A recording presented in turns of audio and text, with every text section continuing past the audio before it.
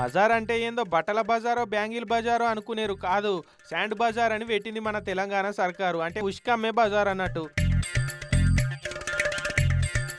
రంగారెడ్డి జిల్లా వట్టినాగులపల్లి సబ్‌స్టేషన్ దగ్గర కొత్త ఉష్క బజార్‌ను చాలు చేసిర్రు. Telangana mines and geology, Telangana mineral development కార్పొరేషనోళ్ళు.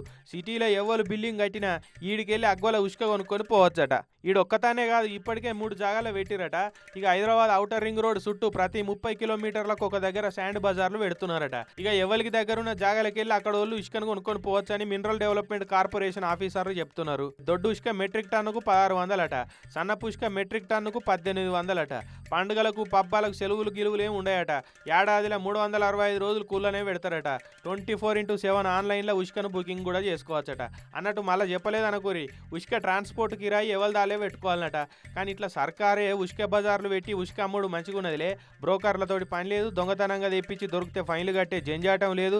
మంచిగా సర్కారు రాజముద్రతోటి బాజాప్తా ఎంత అంటే అంత ఉష్క కొనుక్కోపోవచ్చు అని అంటున్నారు మైనింగ్ శాఖ ఆఫీసర్లు.